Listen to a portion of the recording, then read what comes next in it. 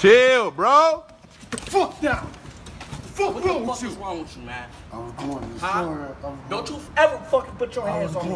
You These niggas some hoes, bro. Don't you ever put your fucking hands on me. I was going to the store. I don't give a fuck where the fuck you was going. Hoes, bro. Chill, bro. Don't say nothing, bro. Don't say nothing, bro. Don't say nothing, bro. Back up, man. Don't say nothing, bro.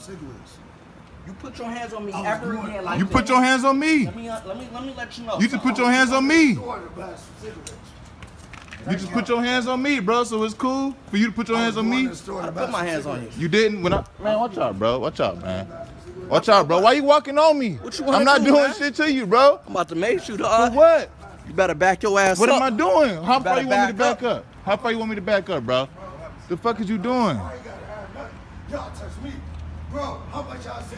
Motherfucker, let me tell you something. If you walk up on me like that again, I'm gonna After he put his hands on me, he could put his hands on me, but Why you still walking away? Knock me out then.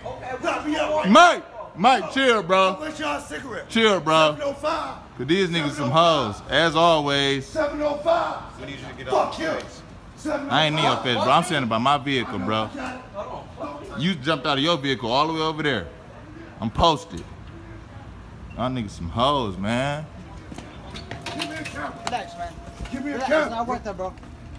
No, you done just maced this nigga, bro. Look at this shit. Look at this shit. You ever fucking put your hands on me again? I'm gonna need you to back up, all right? Just back up. Bro, why is you pushing me, man? Back up. Okay, you don't have to touch me, bro. The fuck is wrong with y'all hoe ass niggas, man?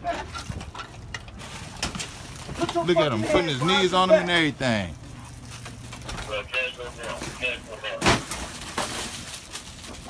Get the fuck out of here. I need you to get out. Why? Put your fucking hands. This is a public store, bro. I can't come in. You can't come in.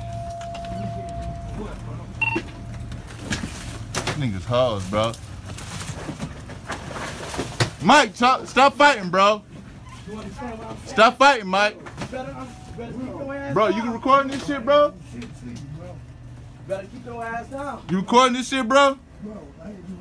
All this shit is recording, big time. Who gives a fuck about that bitch ass camera? I'm gonna need you to back up. What back? I'm not in your view, bro. You can handle your business. I'm not doing shit, bro. Mike, bro. Mike, just chill, bro. Mike, just chill, bro. Just chill, Mike. Look, all the same. Same jump. What I do? Professional standards. With me, I have Commander Bliss, who is the commanding officer of professional standards. The fourth section. Fourth section took the case, did an exhaustive investigation, and from that, as we do whenever there's a force incident, one that is complicated or in any deadly force situation, we take the completed investigative work and give it to the prosecutor's office, which did happen in this case. In fact, it is at the prosecutor's office at this moment. It's being reviewed. No decision has been made. We don't determine criminality on any case. That's determined by the Wayne County prosecutor. So as far as we're concerned, in terms of the management oversight, that was done appropriately. And this is certainly not suggesting that the officer's action represent criminality. Again, that determination will be made by the Wayne County prosecutor. But certainly there's some concerns that if the officer is not charged, it will come back to the department and we will address it administratively. Can you say when that was presented to the prosecutor? Last Friday, is that correct, Commander Bliss? Yes. Last Friday. What was your reaction when you saw the cell phone video? Well, initially when I saw the cell phone video, and I'll just say it without going into a lot of details, because there is the second video as you alluded to, certainly you see the deployment of chemical spray and then subsequently the suspect being taken down. So when you see that, it appears that the suspect was not offering any resistance and the officer initiated the contact. But when you look at the store video, there's certainly more activity that's occurring prior that led up to that. I will say this, because I saw the video from the store just prior to the deployment of chemical spray. The officer was, the suspect did take a swing at the officer. Now, I could not tell whether or not that swing made contact with the officer. Initially, I thought maybe the officer was contacted, and following the suspect's swing at the officer, he turned around away from the officer. The officer then went in to make an arrest, and he did so by first deploying the spray and then using like a bar-arm technique to take the suspect down to the ground, where he made an effort to handcuff him. Now again, there were other activities that led up to it that certainly caused us concern, but I'm not at liberty to go into that at this point. Can you show us that video? Because this is pending, we would rather wait. We will certainly make it available at the appropriate time, but because there's a pending criminal investigation, we'd wait and then certainly let you see it. Just with the atmosphere in the country right now, where there's a lot of tension between police and citizens, if we have a situation where it looks like police may have used excessive force, but there's video that shows that the officer acted appropriately, doesn't it make sense to put that video out there right now and keep everybody Sometimes reasonable? you're correct. We do make that call depending in the interest of public safety. In my judgment, we're not at that place. I think I have a good working relationship with this community. We've been and will continue to be very transparent. That's important to me. But I got to also respect the rights of the officer as well as the rights of the suspect involved. Due process, and certainly the prosecutor would expect me not to prematurely release video coverage, especially a matter that's being reviewed, and it is being reviewed. Does it concern you that the officer's case? I mean, can't you just ask him, say, hey, you don't look so bad if we show all the video. Do you mind if we show the video? Well, it's not the officer's call. I mean, sometimes we will release video, just like video that's released involving an officer-involved shooting.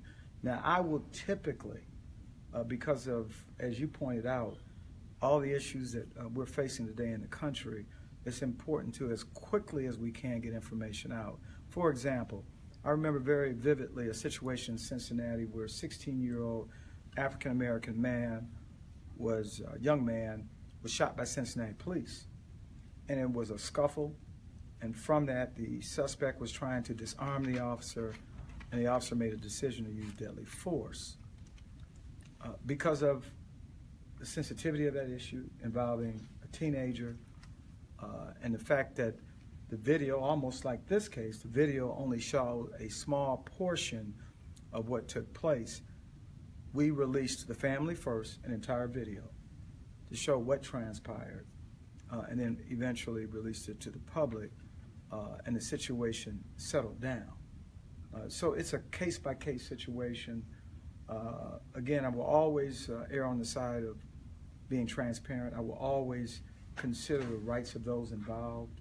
And I understand the prosecutor's role and her job in making the ultimate decision as to whether or not someone will be charged. So I just have to balance those things, and public safety is important. I'm sorry, does it concern you that it sounds like the officer maced the subject after the subject walked away from him, after taking this swing and then walking away from him? That's a concern. I'll be candid, but I'm not prepared to make a decision. Again, there's an issue of whether a crime was committed on behalf of the officer. That has to be determined. And once that issue is resolved, then we can start looking at the tactics. On force incidents, we do review tactics. You know, when an officer uses force, it's that force that's reasonable and necessary to overcome resistance. Force is only used to overcome resistance. So we evaluate each time force is being used. And so the deployment of a chemical spray, certainly we're looking at that. Anytime you put hands on an individual, we evaluate that. I mean, in a perfect scenario, we would want to be able to take someone into custody without using any force.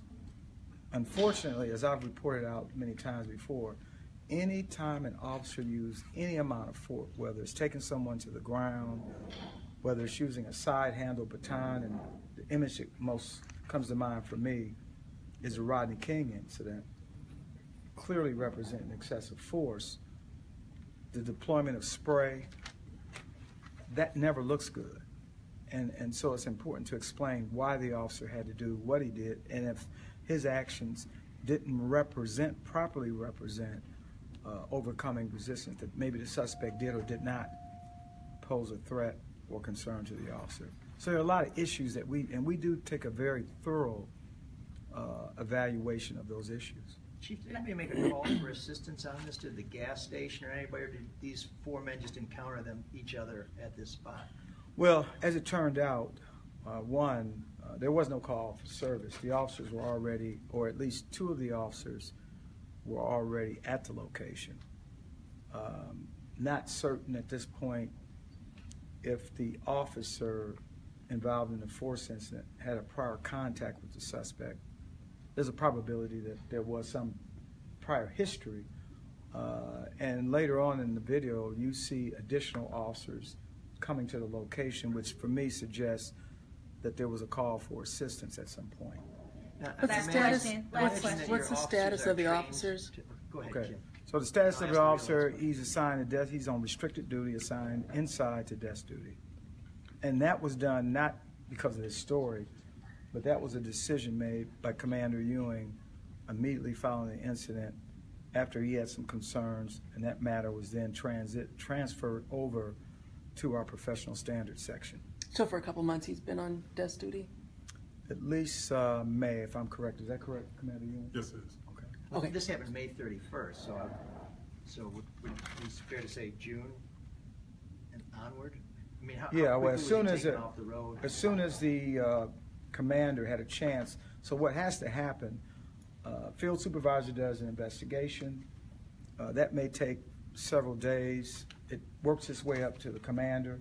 Commander does an evaluation, and again, in this instance, the commander determined that he found some concerns, and at that point, he notified Commander Bliss at professional standards section. Okay, Chief, I presume your officers are trained to de-escalate situations. Absolutely. Based on what you saw, did it look like this officer was using the techniques that your officers are trained to do to keep? I mean, it seemed like everybody involved, including the civilians, wanted to ratchet this up as high as it could go. Yeah. I'm not assigning blame, but I'm just wondering, that's not how these guys are trained, No, right? they're not trained that way, if that's your view of it. Again, I'm not prepared to go into the details of this case. Again, the officer is absolutely entitled to due process, and our evaluation, depending on what Prosecutor Worthy's office does, we don't know. Right.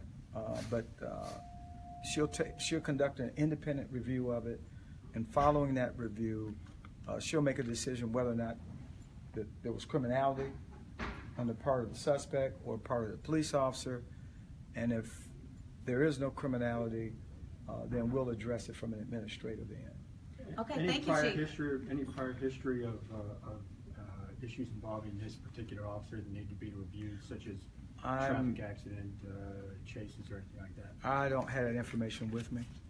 He was involved in a chase that ended up in a fatality. The two young kids were killed in 2015. I'm not certain if that's the same officer. Yeah, you may he have was a information. driver. I'm not certain. I think I'm not certain. I think one of your commanders said at one time that he was found. He didn't follow policy, but he wasn't negligent. I don't know how that terminology works. I'm not prepared to discuss it because I'm not armed with that information. So. Okay. Thank you, Thank sir. you, Chief. Can we sidebar on Is just there the, anything else just that- on when he was put on desk duty? Was it June then, or? Well, as soon as the commander conducted his review, and I guess Commander Ewing can say when that happened, that's when he started Right. going into another mode and as it relates to this situation and contacting Commander Bliss. Okay. Can you? But tell he me- still, at this point, remains on restricted duty, desk duty, assigned inside. It's still paid. And He's still paid. He's not suspended without pay, and only the police commission can make that determination. But he's not suspended with pay. He's restricted duty. can Commander Bliss comment on whether the citizens made a complaint? Because a couple people have asked me whether they came forward and contacted DPD and went through the apparatus before they got a lawyer. Sure. And approximately when he was placed on restricted duty? Switch his mics here. Okay. So I was ready to stop, and then came Craig. Nobody can stop her. Is that the only one I have? Yes. That's it? And nobody should, because Yeah, you got that's that. right. She's got some That's the de-escalation important- techniques. let's point that out. I do not want to see her. I stay on the other side here. All right. Before we get started, did we get any questions coming in? So I'm the sorry. only question we got was who alerted DPD to this incident initially? Okay, that's about the same question. Right, so about the same question. Okay, so, Yes, correct. We were alerted through Commander Ewing. We didn't receive any outside complaints. And in regards to putting him on administrative duties, Commander Ewing put him on the first half of June, as soon as he reviewed it. And then we made sure it was official shortly after that. And that was prior to any lawsuit or any complaint made by any citizen or any of the subjects involved? Absolutely. You know, I just wanted to also add something. When it comes to making a citizen complaint, we will take a complaint from any place. You can call the concerned precinct, talk with the commander or supervisor. We sometimes get complaints over Facebook. We investigate from Facebook. And so they can come anywhere. In this case, this was the department, this was the commander who took the initiative to initiate an investigation on a much higher level. And so, and for me, during an earlier meeting today, I really praised his efforts, because that's what we expect from each and every one of our command officers, to do a thorough look, evaluation, and if we find problems, let's take it to the next level. And again, it should also note, and I think you asked a great question about how we train and what we teach. Certainly this is the reason why we have layers of evaluation, because if something is wrong, it may not be as serious as criminality. We will take appropriate action, even if it amounts to retraining of the concerned officer. And it shouldn't be reflective of an entire police department. You know, we make thousands of contacts over the course of a week or a month, and the vast majority of them work out well.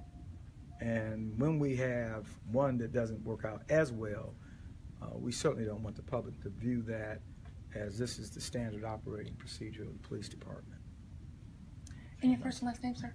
Mark, M-A-R-K, Bliss, B-L-I-S-S. And rank again? Commander. And where you stationed at? Professional Standards Bureau. Thank you. Any other questions? Thank you, Good. I think Thank you, Chief. the sergeant's already given us 5